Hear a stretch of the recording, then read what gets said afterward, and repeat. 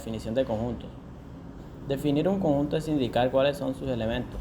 Estará bien definido cuando se conozca sin lugar a dudas cuáles son los elementos que pertenecen a él y cuáles no pertenecen a ese conjunto. Bueno, existen dos formas de definir o determinar un conjunto: por extensión y por comprensión. Un conjunto está definido por extensión cuando se enumeran cada uno de los elementos del conjunto, y cuando está definido por comprensión es cuando se da una propiedad o atributo que es común a todos los elementos del conjunto. Cuando nos referimos a un elemento, estamos hablando de las unidades básicas que forman parte de una estructura algebraica, como matrices o vectores.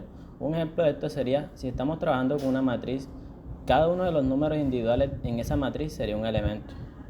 La notación de conjuntos es un elemento simbólico, utilizado en matemáticas para escribir conjuntos de elementos. Se basa en símbolos y convenciones que permiten representar conjuntos de manera clara y concisa.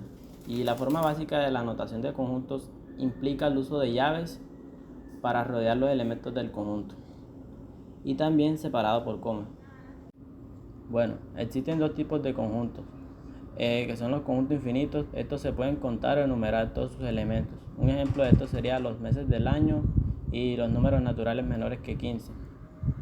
Después le sigue conjuntos infinitos cuando no se pueden enumerar todos sus elementos. La determinación de conjuntos infinitos por extensión en su totalidad no es posible, por ello se trabaja casi exclusivamente con definiciones por comprensión a través de propiedades. Ejemplo de esta sería los números primos, los conjuntos de números naturales y los conjuntos de números enteros.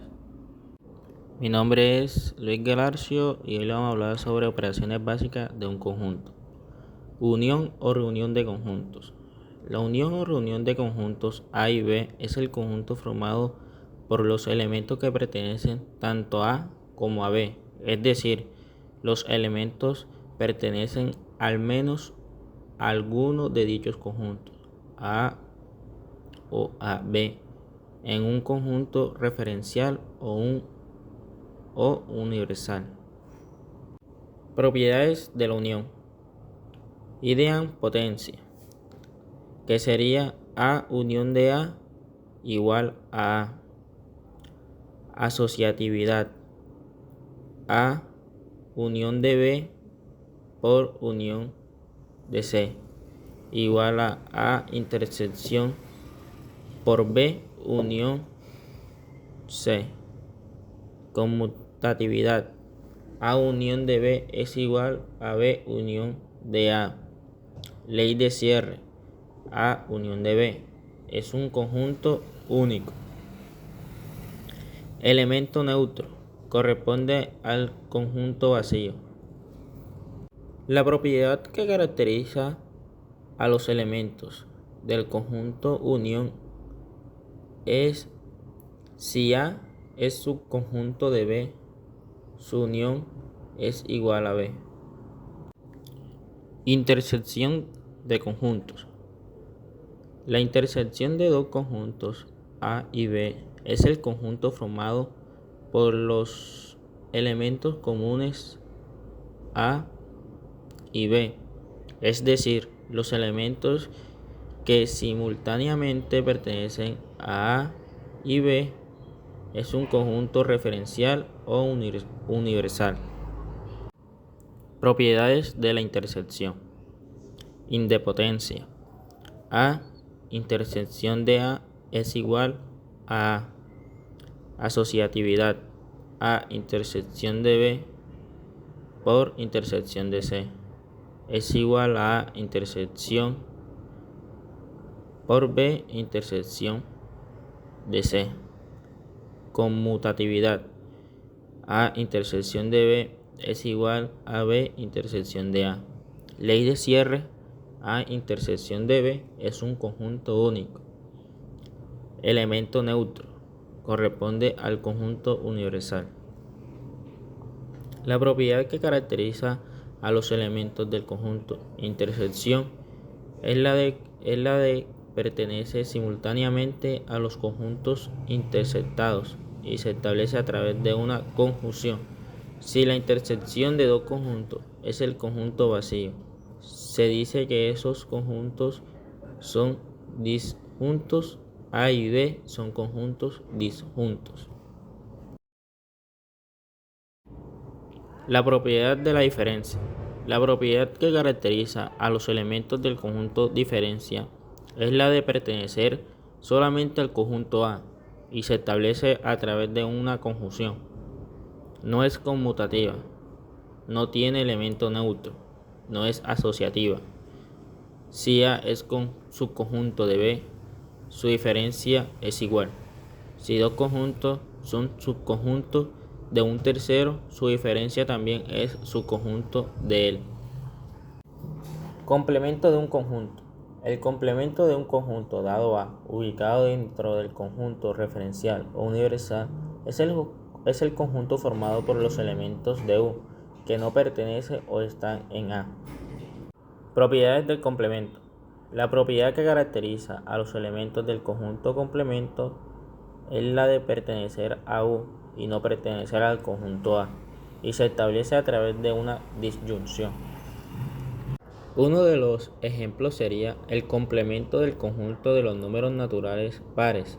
Son los números naturales impares.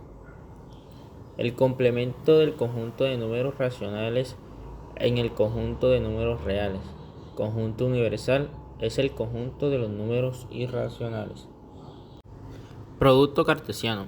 Dado dos conjuntos no vacíos A y B, es un conjunto referencial.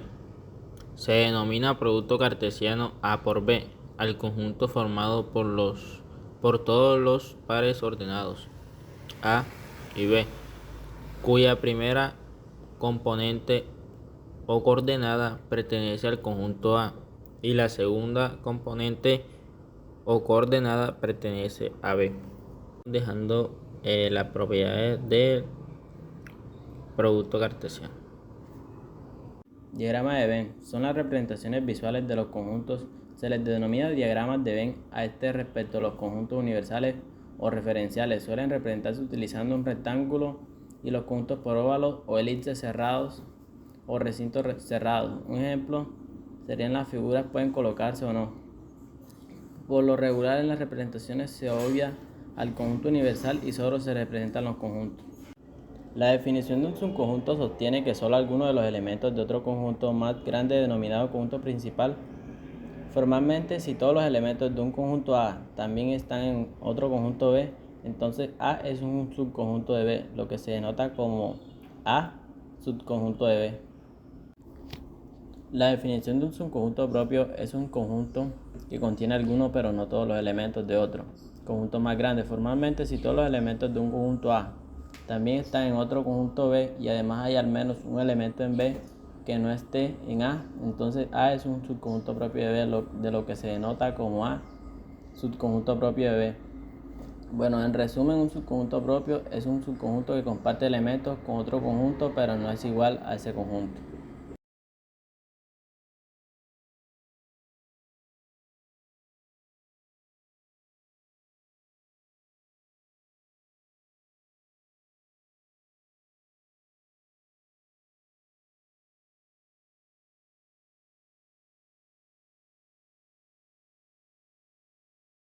Los subconjuntos equivalentes se consideran equivalentes si tienen la misma cantidad de elementos, aunque no necesariamente los mismos elementos formalmente. Dos conjuntos A y B son equivalentes si existe una función billética AB, lo que significa que cada elemento de A se asigna a exactamente un elemento de B y viceversa. Un ejemplo de subconjuntos equivalentes sería A igual a 1, 2, 3, B igual a ABC. Conjunto vacío.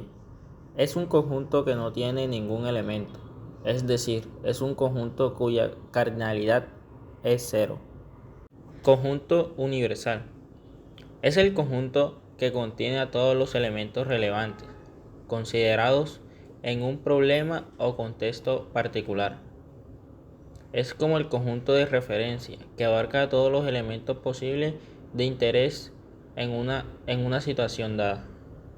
Un ejemplo de esto sería, si estamos hablando de números reales, el conjunto universal podría ser el conjunto de todos los números reales. Si estamos hablando de estudiantes de una escuela, el conjunto universal podría ser el conjunto de todos los estudiantes inscritos en esa escuela. Conjuntos disjuntos. Cuando dos conjuntos no tienen elementos en común, se dice que son conjuntos disjuntos. En otras palabras, dos conjuntos A y B son disjuntos si su interacción es el conjunto vacío, es decir, A intersección de B es igual a 0. Partición es una descomposición de un conjunto en subconjuntos disjuntos y no vacíos, cuya unión es igual al conjunto original. En otras palabras, una partición divide un conjunto en partes que no se superponen y cuya unión cubre completamente el conjunto original. Teorema de Cantor. Este teorema establece que no existe una correspondencia biunívoca entre los números naturales y los números reales. En otras palabras, no se puede establecer una relación 1 a 1 entre estos dos conjuntos. Teorema de la unión. Es un concepto matemático que se refiere a la unión de dos conjuntos.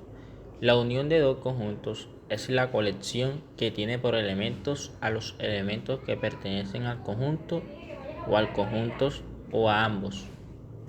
Teorema de la intersección. Puede referirse a varias proposiciones en matemáticas, dependiendo del contexto específico. Uno de los teoremas más básicos sobre las intersecciones en la teoría de conjuntos es el teorema sobre la intersección de dos conjuntos. Este teorema establece que si tenemos dos conjuntos A y B, entonces la intersección de A y B, denotada como A intersección B, es el conjunto de todos los elementos que son comunes a ambos. El teorema del conjunto potencia nos dice que para cualquier conjunto A, el conjunto potencia A es el conjunto que contiene todos los subconjuntos posibles de A, incluido el conjunto vacío y A mismo. Es como si tomáramos todos los subconjuntos que podemos formar a partir de los elementos de A y los colocáramos en un conjunto más grande. La relación entre la teoría de conjuntos y la lógica proposicional es fundamental en la matemática y la lógica formal. Ambas áreas se ocupan del estudio de las relaciones entre objetos y proposiciones, pero lo hacen desde perspectivas ligeramente diferentes. La teoría de conjuntos se enfoca en el estudio de colecciones de objetos llamados conjuntos y las relaciones entre ellos. En la teoría de conjuntos se emplean operaciones como la unión, la intersección, la diferencia, etc., para analizar las relaciones entre los conjuntos y sus elementos. Y en la lógica proposicional se enfoca en el análisis de proporciones o enunciados que pueden ser verdaderos o falsos. La lógica proposicional estudia cómo combinan proposiciones utilizando conectividades lógicas como AND y, OR o NOT, no, etc. La representación de proposiciones como conjunto es un enfoque en el que las proposiciones lógicas se modelan utilizando conjuntos y operaciones de conjuntos. En este contexto, cada proposición se asocia con un conjunto que representa el conjunto de posibles estados de verdad, en los que la proposición es verdadera. Para ilustrar esto, consideremos un ejemplo simple. Supongamos que tenemos dos proposiciones, P y Q. Cada una de estas proposiciones puede tener dos posibles estados de verdad, verdadero con la sigla T o falso con la sigla F. A que la definición de las operaciones lógicas como operaciones de conjunto se dividen como AND, OR y NOT. Pueden ser representadas utilizando operaciones de conjunto cuando las proposiciones lógicas se asocian con conjuntos de posibles estados de verdad. Para la conjunción sería AND, para la disyunción OR y para la negación NOT. Cálculo de predicados. Es un área de la lógica matemática que extiende la lógica proporcional para permitir el análisis de proporciones que contienen variables y cuantificadores. En lugar de simplemente afirmar o negar proposiciones simples, el cálculo de predicados permite hacer afirmaciones sobre conjuntos de objetos y relaciones entre ellos. Variables individuales. En el cálculo de predicados son símbolos que representan elementos específicos o individuos dentro de un dominio dado. Estas variables se utilizan para expresar proposiciones sobre objetos particulares dentro de un conjunto. Clases de predicados. Predicados unarios. Son aquellos que involucran una sola variable. Por ejemplo, X es un número primo o X es un animal. Predicados binarios. Estos predicados involucran dos variables, por ejemplo, x es mayor que y o x es el padre de y. Predicados de mayor aridad. Estos predicados implican tres o más variables. Por ejemplo, x es el resultado de sumar y z o x es el resultado de aplicar la función f a los argumentos y, z. Predicados relacionales. Describen relaciones entre los objetos del dominio. Pueden ser unarios, binarios o de mayor aridad. Por ejemplo, x es amigo de y o x es hermano de y. Predicados funcionales. Estos predicados especifican alguna función o acción sobre los objetos del dominio. Por ejemplo, x es el cuadrado de algún número o x es la raíz cuadrada de algún número. Predicados definidos y primitivos. Los predicados pueden clasificarse también en predicados definidos, que se definen a partir de otros predicados, y predicados primitivos, que no se definen a partir de otros predicados. Los predicados primitivos son los que se asumen como verdaderos o falsos sin necesidad de definición adicional. Funciones. Una función es una regla que asigna a cada elemento de un conjunto de partida llamado dominio. Exactamente un elemento de un conjunto de llegada llamado codominio. En términos más simples, una función toma un valor de entrada o varios y produce un valor de salida. Traducción del lenguaje natural al lenguaje formal e interpretación. Dominio. Determinar el conjunto de objetos sobre lo que se está hablando. En este caso, ¿qué representa X? Son todos los animales del mundo, los gatos de una casa, etc. Interpretar predicados. Define qué significa cada predicado. En este ejemplo, ¿qué condiciones hacen que algo sea considerado un animal?